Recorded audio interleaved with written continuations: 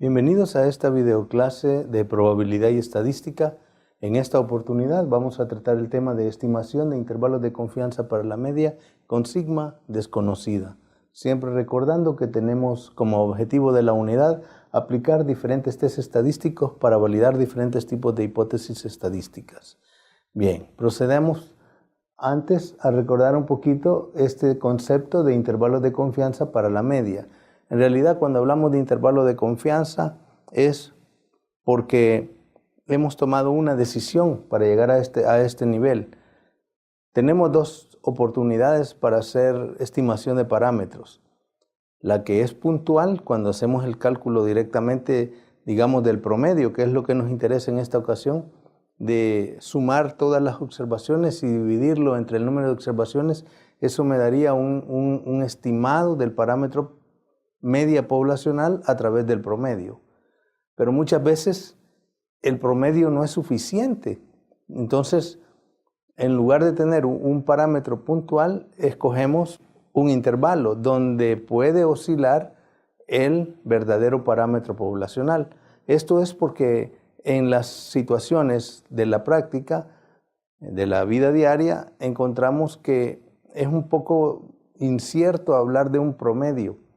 Entonces, por ejemplo, si yo les pongo el caso de quiero saber cuál ha sido el consumo de leche semanal en una región, entonces probablemente un promedio no sea muy acertado, pero si yo pongo un intervalo para ese promedio, entonces como que puedo tener, digamos, una mejor,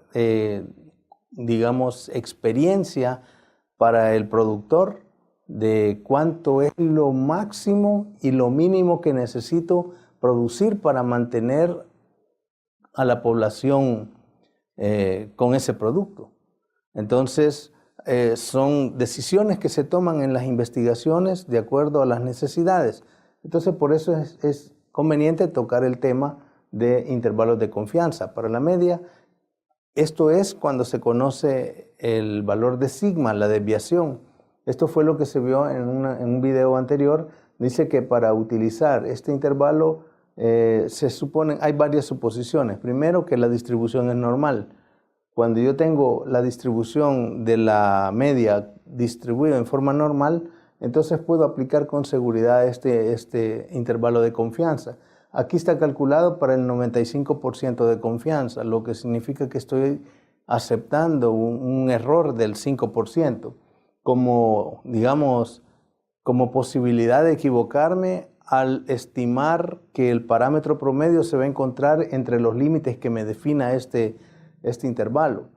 Entonces, eso, digamos, ya es un plus al hecho de que cuando yo hice la estimación del parámetro, allá no decía puntualmente nada, pero en un intervalo, entonces sí me puedo equivocar. Entonces yo puedo decir, bueno, voy a estar tanto por ciento seguro. Aquí estamos 95% seguros de que el valor promedio de la población se va a encontrar entre los límites que se definen acá.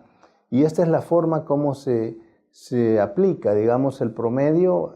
Se espera que esté, como ya se estudió la distribución normal, ya se sabe que menos 1.96 veces a la izquierda del promedio poblacional y más 1.96 veces a la derecha del promedio poblacional, de la desviación poblacional de ese caso, se encuentra el 95% de la población, de los datos.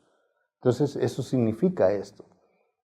Luego lo que se hace es cambiar ese parámetro X barra que está en el centro por el mu, que es el que me interesa, que es el poblacional, y se hacen las operaciones aritméticas, se van logrando hasta llegar a esta expresión al final que tenemos aquí, donde podemos ver que mu queda entre menos un límite inferior y un límite superior. El límite inferior es el promedio menos 1.96 veces sigma, la desviación, y el límite superior es 1.96 por sigma más el promedio. Entonces, conociendo esto, podemos pasar a qué pasa si no conocemos sigma. ese valor de sigma que aparecía en expresión, ¿qué pasa si no lo conocemos? Entonces, en general tendríamos una expresión como la que aparece en esta fórmula. El promedio debiera estar el promedio poblacional debiera estar X barra más y X barra menos los valores críticos, como estamos hablando del centro y el promedio es el centro y los extremos, las colas, no las vamos a tomar en cuenta y ahí va a estar distribuido nuestra condición de error. Quiere decir que si yo tengo 95% de confiabilidad en el centro, el 5% está distribuido en las colas. Entonces, significaría 2.5 acá y 2.5 acá para que me forme el 5%.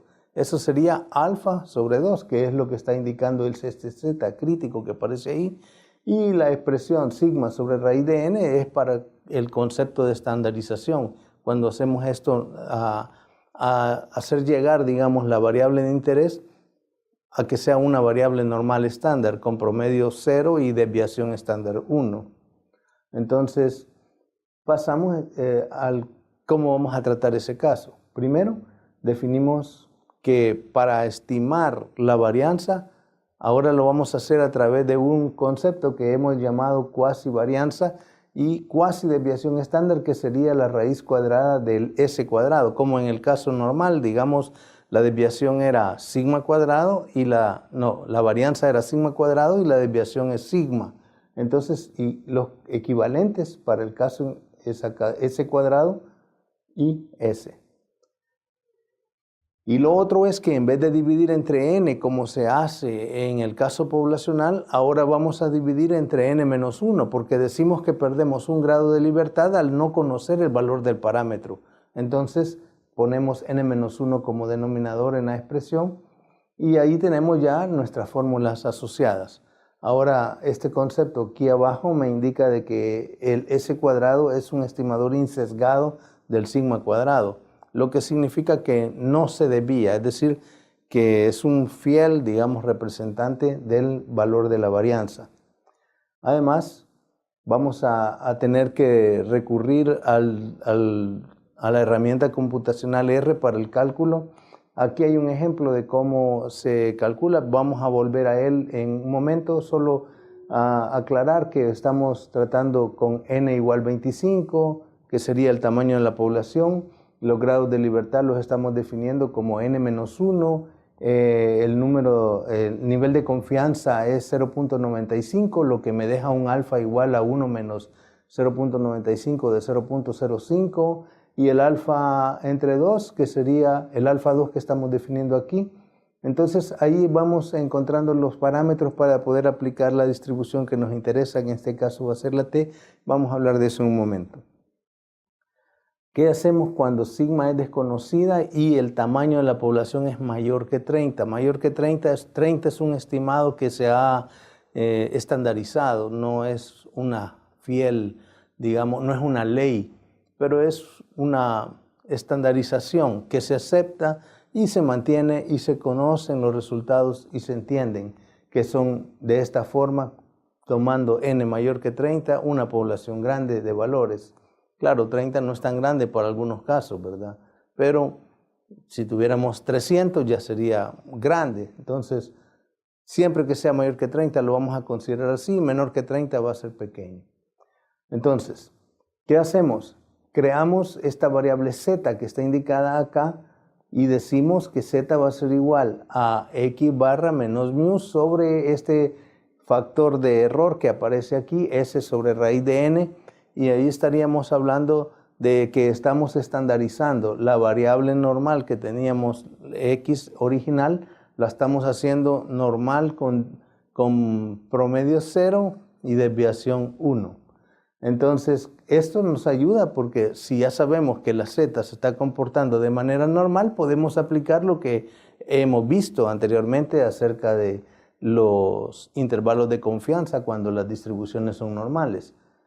Pero hay un detalle, que como digamos, el cálculo hay que estandarizarlo, encontramos aquí abajo en esta fórmula lo que hemos generalizado, ¿verdad? Que el Z su alfa sobre 2, porque no sabemos si siempre va a ser 5%, puede ser que no quiera el 95%, sino que quiera el 90%, entonces hay que hacer el cálculo correspondiente, dejando un 5 allá y un 5 acá de la cola, y hay que calcular ese valor en tablas o usando el mismo recurso computacional, que ya veremos cómo se hace. Y ese sería el intervalo de confianza que me dejaría a un nivel de confianza de 1 menos alfa, el valor del promedio entre esos dos extremos. ¿Qué pasa si las muestras son pequeñas? Entonces aquí hay digamos, una aproximación. Ya no se puede tener garantía de que al tener una muestra pequeña, entonces los promedios se van a mantener estables o van a seguirse comportando normalmente. Entonces hay un cambio y se hace un ajuste. Este ajuste es el que me lo da la distribución T-Student, y eso es lo que se propone en esta videoclase, ¿verdad? Entender cómo va a funcionar. Vamos a tomar en cuenta que si X es una variable aleatoria normal con media mu y desviación sigma, entonces, y encontramos la media muestral como X barra y tomamos el tamaño de la población N, vamos a definir esta nueva variable T sub K de esta manera, igual que la anterior, solo que le agregamos el T sub K indicando el número de grados de libertad que tiene la expresión. Y en este caso, pues vemos que tiene n-1 grados de libertad. Dijimos que era n-1, que n el número de elementos de la muestra, menos 1, porque se pierde un grado de libertad al no conocer el valor del parámetro, en este caso sigma. Entonces, el intervalo de confianza vendría dado igual que el anterior. Ponemos el T sub K en el centro de la expresión, menor que esos dos, ahora ya no son validados con la distribución normal, sino que con la distribución de T-Student. Estos son valores de tablas que se pueden calcular con K grados de libertad y el nivel de confianza alfa sobre 2, siempre el alfa dividido en los dos extremos, una mitad de aquel lado y una mitad de este lado, porque son dos colas, igual a 1 menos alfa digamos, de confianza. Sería como decir el 95% de confianza de que T sub K, el valor T sub K va a estar ahí. Entonces, como el T sub K lo quiero relacionar con el promedio, entonces yo hago la conversión. El X barra menos mu sobre S sobre raíz de N lo sustituyo por el T sub K, y al sustituirlo, la idea de esto es que yo pueda dejar el mu, que me interesa, que es el parámetro poblacional, solo en el centro, y hago las operaciones algebraicas requeridas para poder hacer eso, y al final pues tengo un intervalo de confianza para el mu de esta forma, parecido al que teníamos anteriormente, solo que en vez de usar la tabla normal, ahora usamos la tabla T de Student. Y ahora solo me falta regresar al programa para ver cómo es que ese cálculo se puede realizar. Y está acá. Aquí este es un intervalo de confianza con sigma desconocida y n igual 25. Es menor que 30, entonces estamos hablando que vamos a aplicar el intervalo de T-Student.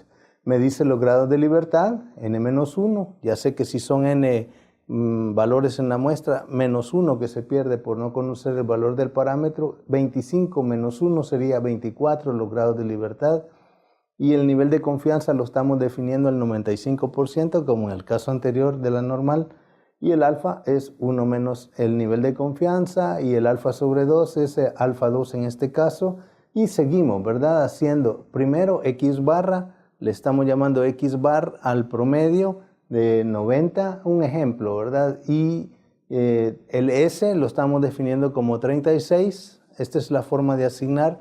Puede ponerse la flechita así como menor rayita, o poner el igual, en R funciona igual ahora, ya no es requerida esa simbología para poder hacer la asignación en X barra ni en S. Y el valor crítico se calcula, el valor crítico de tablas se calcula usando esta función Qt, que lo que me hace es darme los cuartiles de la distribución T con los parámetros que yo le voy a dar. C alfa 2, que sería el que acabo de calcular ahí como el promedio, ¿verdad? De los dos valores de las colas, los grados de libertad, y lower tail igual true. Eso es para que me incluya las dos colas en la distribución. Luego se calcula la semi-anchura, que acuérdense que es la X barra más o menos la expresión que sigue, le hemos denominado semi-anchura, que es el valor crítico por S sobre raíz de n. Al hacer ese cálculo, entonces, nosotros podemos encontrar el intervalo de confianza sumándole a X barra y restándole a X barra el valor crítico, que es lo que se hace con esta última expresión. Y en lo que está en color negro es la respuesta. Entonces, con esto nada más pues agradecerles su atención y siempre compartirles un pensamiento, en este caso un pensamiento de un autor desconocido.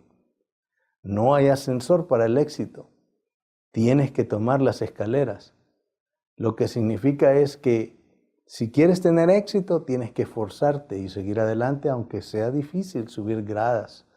No es fácil, ¿verdad? A veces cuando uno está cansado no se puede, pero no hay que detenerse, aunque sea despacito, una por una. Así que, éxitos.